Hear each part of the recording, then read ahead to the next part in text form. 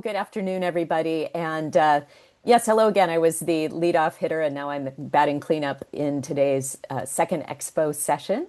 And briefly, I'm the executive director of Civic Health Project. I'm a co-chair of the Council on Technology and Social Cohesion. Super delighted to have been able to host everybody today. Thank you for being with us in person and online.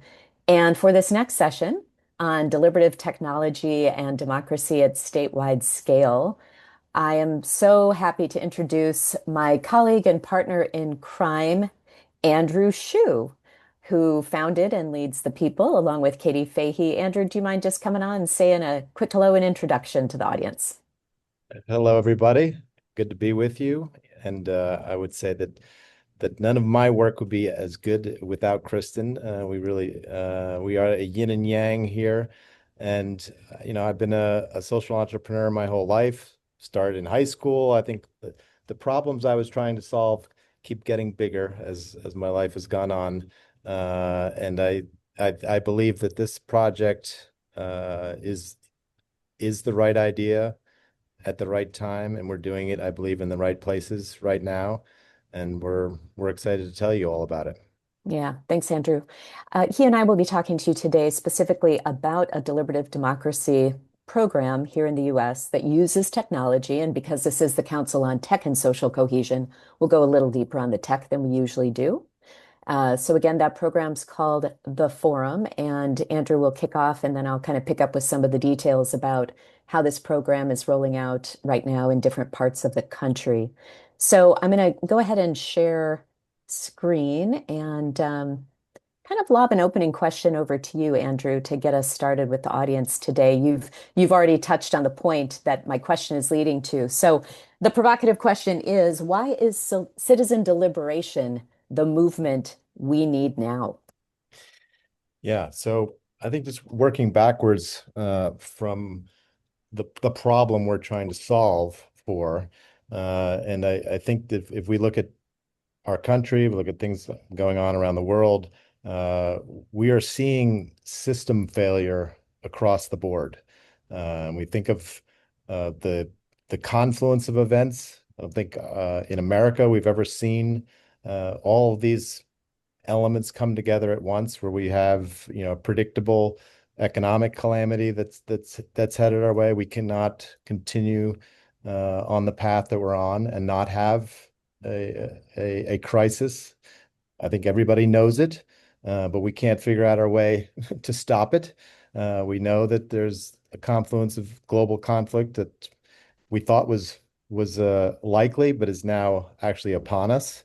We know with AI coming that we have disruption that we've never seen before, not only from a labor standpoint, but also from a societal standpoint. The fact that the folks who are leading this effort have no idea, like genuinely no idea how this is actually going to play out, but we just keep plowing forward because we believe that somehow there's some good in it, or because we are in an arms race with China. And then on top of that, we have never been this divided. We have not been polarized like this since before the Civil War.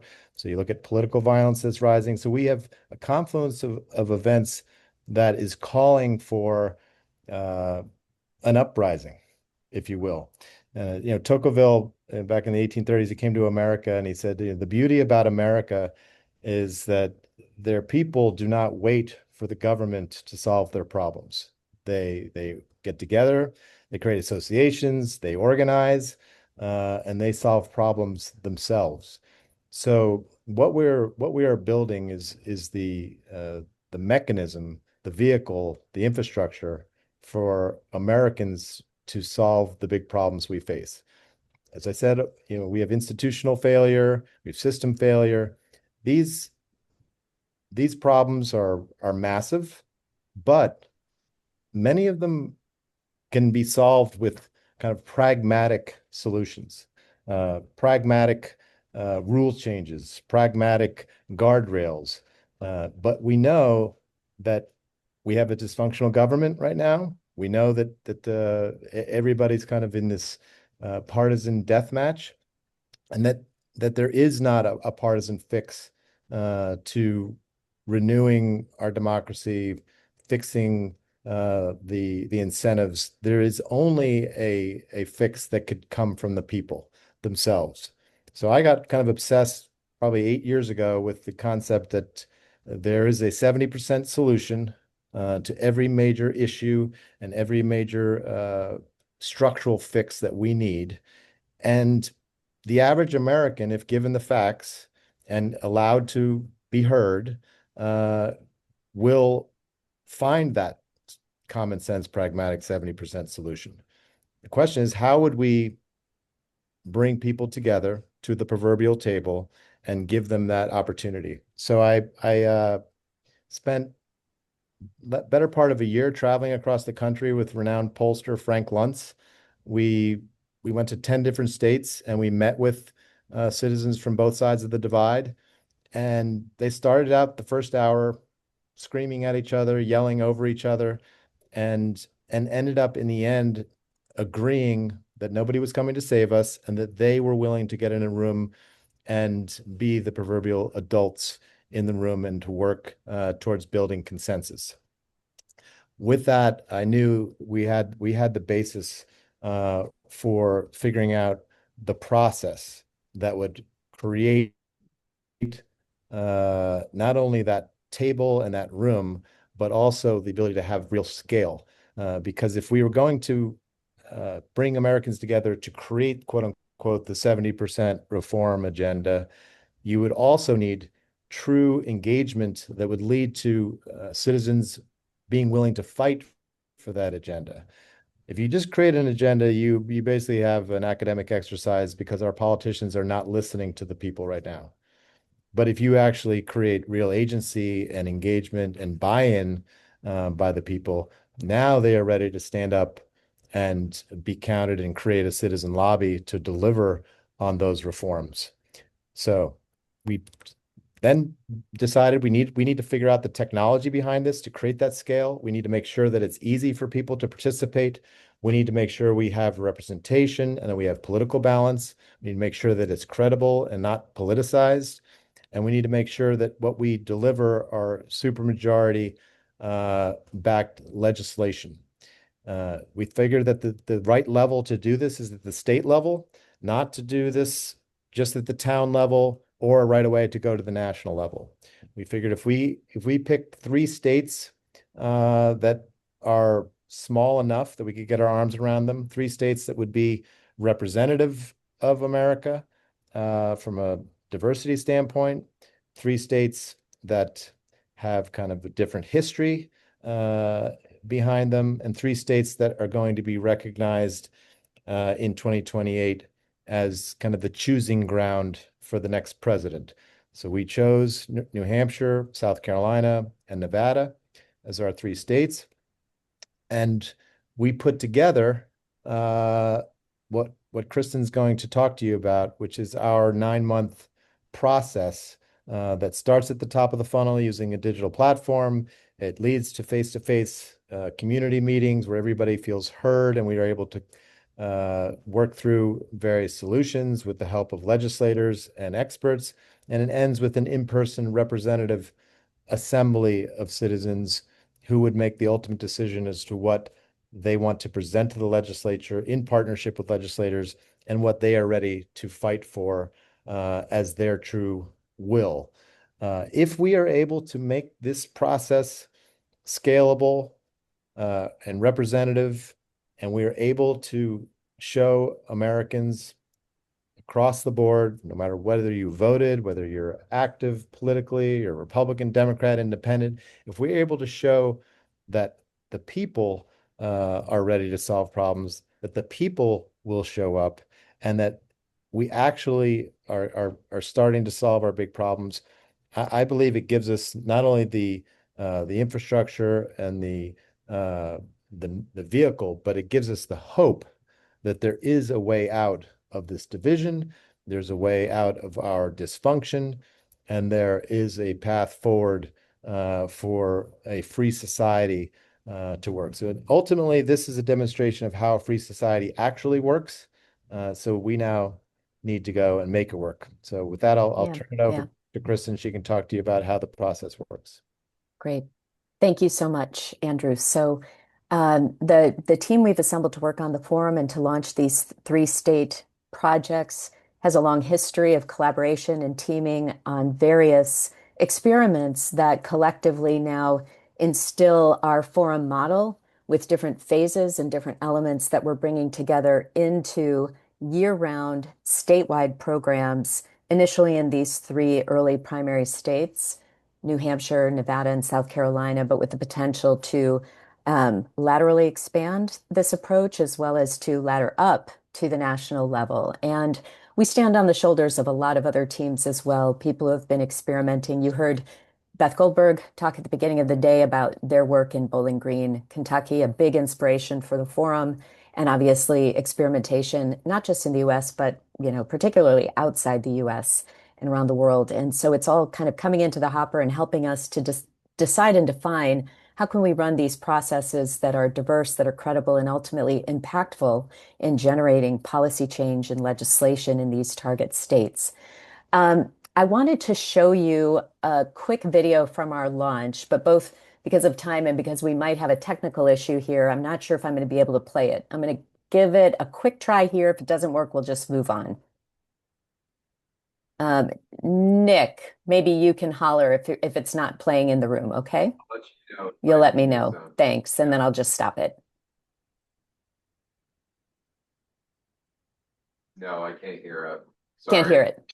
Yeah, it's strange. No. I tested it earlier It today, worked at but the beginning of the day. I'm sorry. yeah. I mean, I mean, you're a co-host too, but anyway, yeah. Don't worry. We're tight on time anyway, and I'll just be sure that people have the link.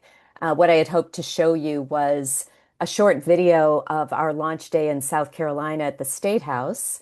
You can see some of the faces there, legislators, constituents, team members from across the state of South Carolina coming together to announce with some fanfare that this deliberative democracy project was getting underway in the state. And why I wanted to show the video is because though we're going to talk about the tech here, the process and the technology, at the end of the day, deliberative democracy is about people. It's about people showing up.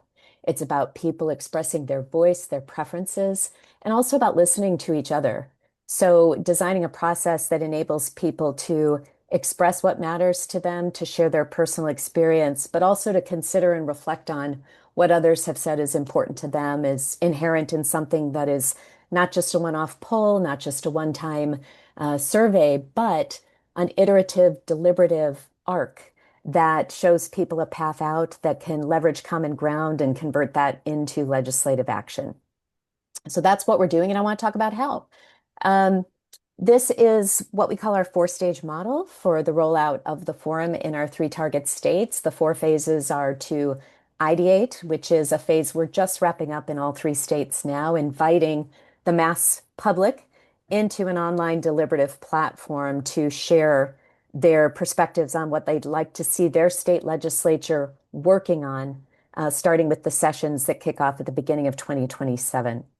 Moving then to a phase of online and in-person community conversations, real time, face to face, both in person and online. I'll talk about the platform in a moment, enabling people to come together across lines of difference and explore both issues of shared concern and potential pathways that have the potential to garner what we describe as supermajority support, both in the legislature and the constituency, ideas that have broad enough consensus that they could pass and endure. Phase three, decide. This is where in our forum model in all three states, we are running something that will look more like a traditional citizens assembly. We call these civic assemblies in our three states. They will take place over 3 days in August in Nevada, 3 days in New Hampshire in September, and 3 days in South Carolina in October. In each case, a representative lottery-based sample of delegates representing their fellow constituents in each state, not just deliberating on top issues, but really shaping these now into sharpened policy proposals that can be picked up for legislative action in our fourth and final phase, advocacy. So while phases 1 through 3 in our model really describe how we invite both a maxi public, the broad constituents of a state, and the mini public, that small representative sample, to come together deliberate and decide on what's important to them. Phase 4 is where we take action. And the work moves at that time from what we think of as a C3 or charitable context to a C4 or advocacy context, because we are building cross-partisan citizen lobbies in each of these states. And we are also simultaneously setting a very collaborative table with the state legislatures to encourage and inspire their determination that they will take our bipartisan recommendations forward. So that's the model. And I wanted to overlay on it some of the technology decisions that we've made along the way to help guide and sustain and support our efforts to convert thousands of voices coming into this deliberative process in each state into synthesized, distilled, insightful statements that people can react to, deliberate on, decide on, and recommend to the legislature. You'll recognize some, maybe all of these names, but we wanted to give you a snapshot of the technologies that we have been and will be employing as our four-phase model unfolds throughout 2026. Go Vocal has been our lead technology partner for the rollout of our online digital platform, where we're collecting that asynchronous text-based content from constituents all across all three states where they're contributing ideas, and I'll share some screenshots of that in a moment. As we move into these deliberative community conversations, we'll be leveraging the Frankly platform. Many of you know about Frankly. And also we're using Claude to help us generate issue briefs to support those community conversations, and Talk to the City to transcribe those discussions and help us distill insights from what people are saying in these rooms. Last but not least, we are anticipating that for our in-room, in-person civic assemblies, we'll be working with DemBrain, and more to come on that. But we're moving into that phase of technology rollout soon. Let me give you a few snapshots of what's happened so far on our deliberative platform. Again, that maxi public, the call to the wide public in each state. And here I'm using the example of South Carolina to say, what do you want to fix? What do you want to fix in our state? And issues come in looking kind of like this, like sticky notes, a very relatable concept for anyone who's been in a corporate breakout room to contribute ideas into the discussion that others can then view, comment on, react to, and ultimately vote on in the process.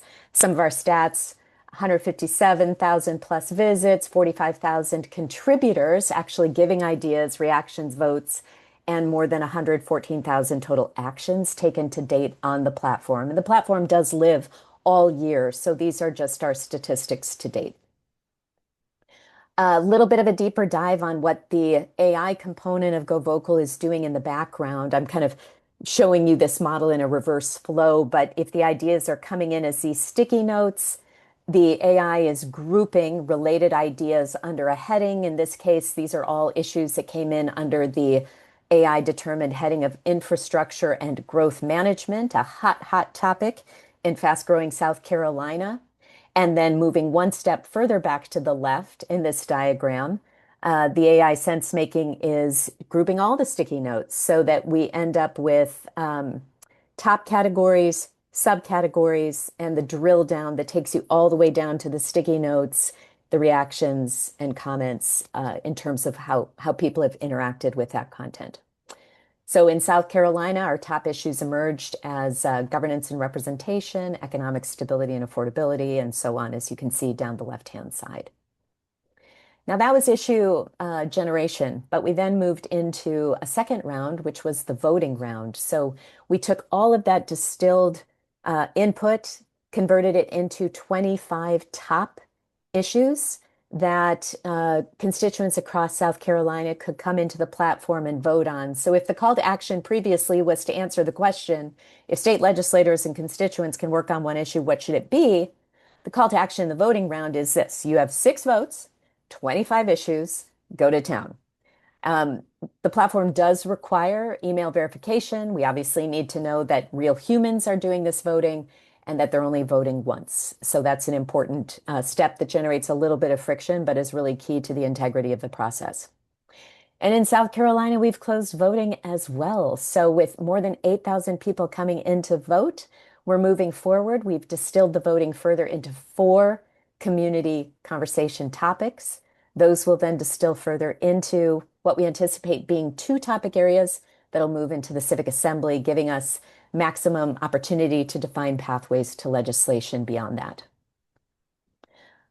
I had talked a minute ago about community conversations, the phase we're moving into now, and how those will be supported by issue briefs. And as you can see, we say here, thanks, Claude, because Claude did help us generate these. These briefs are just short, summarized tools on each of our major issue areas. We lean on AI to create these. We then subject them to at least 2 rounds of team and expert verification. So like a lot of the models we've talked about today, it's humans in the driver's seat or the pilot, as Tyler would say, and AI supporting the rapid generation and iteration of this content. So wanted to give you a little bit of a touch on how we're providing the kind of content and expert material to support the face-to-face conversation. And this will become much more extensive in the preparation for the 3-day in-person civic assemblies. And there's one more element of tech I just wanted to touch on, which is the technology of recruitment. How are we filling that funnel? How are we getting thousands of people across these states to join these online and eventually in-person conversations? Well, the short answer is we're doing it with advertising. We're spending a portion of our budget on social media ads. We're spending another portion of our budget on texting. And we do have a high touch model as well that enlists champions that are on the ground across each of our states in a more traditional mobilization model. But I wanted to show you this because it's such an important element of how we're building for statewide scale. You can build the deliberation platform, you can build really whizzy technology, but if you don't have a mechanism and some budget to get people in the door, it can fall kind of flat. So if you're wondering how we arrived at the results that you saw for South Carolina, this is how. And to ensure that we had not only high participation, but diversity, we did something kind of fun. We recruited one agency that typically works on Republican campaigns and another that typically works on Democrat campaigns. And we said, well, guys, you're going to be working together. You are going to help us recruit diverse participants into these state deliberative programs. And they've been partnering in this way in all 3 of our states, generating highly representative participation, reflecting the political, racial, age, and geographic diversity of our 3 states. We won't have time to get into all of that data today, but I just want to invite and welcome everybody who's here and listening to the session, whether on right now live or the recording, to just reach out if you would like to know more about our data and learnings to date on recruitment of the Maxi public.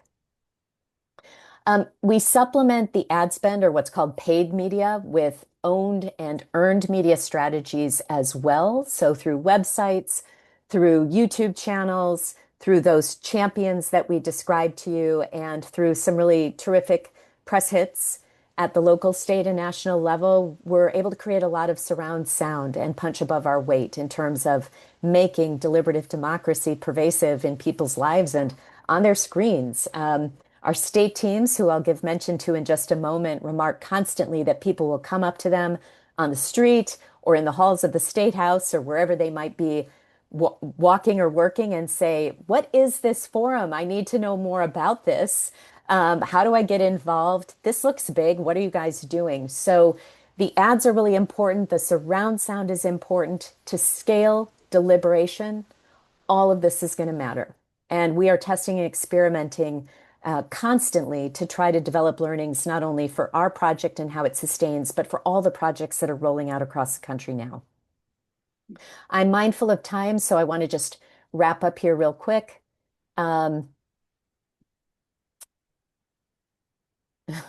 Keeps booting me out of. There we go. Just a quick mention of our national teams, national team, national advisors, and then a glimpse at our state team construct as well. So a lot of these faces might be familiar to your folks that are joining. In fact, a couple of these faces might be sitting right behind Andrew. I don't know if Vic or Davis are in the room, but Vic and Davis from Common Good AI, one of our partner organizations and true heroes in terms of a successful execution of our phase 1. So big shout out to Vic and Davis, who I think also presented on our earlier expo today. We're also partnered with Helena Group Foundation. That is the organization behind the American One Room events that many of you may know a lot about. And we're obviously partnered with Civic Health Project, my team, and the team at the People. So we're kind of like the main four partner organizations. And you can see the whole cast of characters that's providing backbone support to our state teams. We also have just a phenomenal team of national advisors. We couldn't do this work without the inspiration and guidance of all these folks. I won't list them all. You know who many of these people are. They are the movers and shakers behind deliberative democracy and how it is emerging here in the US and globally. And then this is just an example of one of our state teams. So key to our model is not just having that air game of advertising and media and technology, but people who are rooted in the communities where we are running these programs, people who are Republican, Democrat, Libertarian, Independent, and really active politically within their states, carrying a message to their fellow South Carolinians, Nevadans, Granite Staters to say, I've been in the machinery, I've been political, this is the way forward. Trav Robertson, the former head of the Democratic Party in the state of South Carolina. Dave Wilson, formerly leading the Republican caucus in the state of South Carolina. These are people who everybody knows, and they too are key to our rollout model and how we scale this statewide. So I really want to showcase the state-based staffing model in our program as well. We don't have any more time. So couple of slides I'm going to just leave you with, and then the floor goes back to Nick. First of all, Andrew, thanks for being with us today. Super appreciate you joining and partnering with me for the presentation as we've been partnered on the project as well. But I want to kind of just broaden the conversation and leave you all with a couple of questions to ponder as we wrap up today's event. So I've talked about the forum. I've kind of selfishly taken the floor to showcase our project, but what does the broader deliberative wave look like here in the US context with a lot of inspiration from people around the world? Well, it kind of looks like this. Along the left-hand side, more and more and more deliberations rolling out at the local and the county level as we go from year to year. Across the top of the wave, you can see some of the bigger actors and programs that are underway. Engaged California is a statewide deliberative program. Both Connecticut and Maine running statewide assemblies, America in One Room having just completed a big project in Pennsylvania, Change.org getting into the act with ideas for change, Builders running big deliberative projects in Tennessee, Wisconsin, and now Texas, taking on Texas. Good luck, Builders. And some of the major NGOs and civil society organizations who have been leading the charge to make deliberative democracy pervasive right here in the US. These are some of the other big technology players, many of whom are now deeply embedded with these program teams that are running local, state, and national deliberative programs across the country. See also the People-Powered website for a more exhaustive index of deliberative tools, platforms, and capabilities. It's all out there for us, folks. 2 questions. Citizen deliberation, is it the new normal for Americans? Speaking for those of us who live here in the US, and many of us on this conference don't, we here in the US are accustomed to expressing our civic virtue through participating in juries when called to do so, voting when elections come around. What I would contend is it may not be so far off that deliberations and participating civically in that way is equally pervasive in our sense of what it means to be civic, to be a citizen here in the US and around the world. And finally, citizen deliberation. Could it be democracy's Swiss Army knife? I think the reason there's so much convergence on this idea now is because when you run a great deliberative process, so many good outcomes can happen. Civic engagement, civic learning, more responsive leaders, higher institutional trust, greater social cohesion, and let's not forget, better decisions. So I'll leave you with that visual and that thought. Deliberative democracy, it's our Swiss Army knife. Let's use it. And that's it, folks. Nick, over to you. Awesome. Thank you so much, Kristin. Huge round of applause. What a terrific marrying, I think, of 2 issues AFP has been really focused on and concerned over, which is one, how can we leverage these deliberative technologies for peace and for good? And second, really using that to tackle the rising conflict dynamics we see here in the United States. And there are so many lessons that we can learn from civic assemblies and deliberative efforts. I remember, Kristin, we were at Build Up in November, and there was a terrific session on citizen assemblies in Colombia. And then I saw you present the forum the day after, and just to see these connections from different contexts and how it can be a Swiss Army knife for us, I think is really interesting. So huge thank you. So I actually don't have any fancy remarks prepared to close us out. I want to be, yeah, Liz, you have a question? Hi, Yeah. sorry, I have a question. So I'm Liz Shue. If people don't know me, I'm the executive director of the Alliance for Peace Building. And this is phenomenal, Kristin, phenomenal. And you and I have had many conversations about, some of the issues that we saw early on in 2016 or so.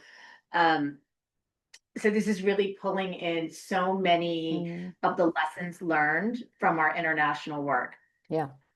And so these deliberative thinking about, okay, what do we want to see from a bipartisan perspective? Again, doesn't matter who you are, what side you're on. How do we also, though, bring in the political violence issues in this? And if it's possible, I know you've probably seen the data that's come in from the University of Chicago, Dr. Pop recently, that on the left and the right, millions are saying political violence, we need it. Also, CSIS, as I say, not a bastion of conservatism, has put out a report that the left violence, political violence, has overtaken the right political violence for the first time in 30 years. So how can we, push this in as a norm that political violence, it's a non-starter?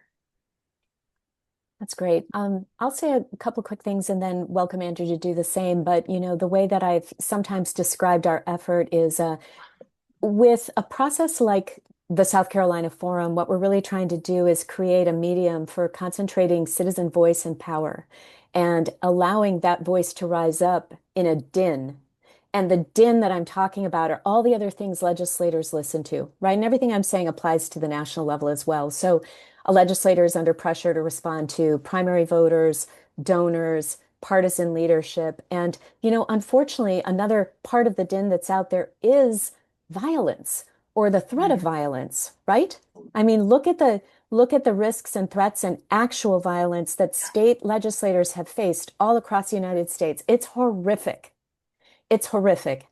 And I think of deliberative democracy as taking away people's excuses for violence. Not that there's ever an excuse. I'm not trying to say there is, but when you create a vehicle that is this easy and free and pervasive and gives people a voice, not only should people feel dissuaded from more extreme violent threats, let alone acts of violence, but they should feel shamed into believing that there is no call for violence. This is a path. It is available to all of us. It is a constructive way to come together and to express ourselves. This is the way. Violence is not the way. I would just add that there's such frustration with the lack of progress and that the feeling of that nothing is changing, nothing is getting done. That we have to have, I think we are going to have this period of violence, but you have to have some kind of progress and have to have the feeling, at least. And that's why the storytelling of this is really important for us to be able to show people are coming together to create the different path. The violence, they think, is their path. They think that's what's going to wake people up. And I will say it also needs to be motivating for people. This is not a business as usual time. This is us doing something that's never been done before. The idea of the American people becoming the force for change in an orchestrated way is absolutely necessary, but we have to kind of create the new path for actual progress if the violence is going to be drowned out. Otherwise, people are desperate. There's a desperation out there for sure. Just making this more in the forefront, right? Just that's all I'm saying is making that clear, because I totally agree with both of you. Yeah. Thanks, Liz. Really appreciate that question and comment. Yeah. Thank you, Liz, for that question. So, we have one last one. If we keep it brief, is that okay? Question. The ideation and deliberation phases, do you have any structure for the deliberations or are they just free for all? So the question Yeah, is. Yeah, sorry. I can repeat it. Is there structure to the online and in-person community conversations? Yes, there is. There's an entire run of show, and it's informed by a lot of work from the bridging field.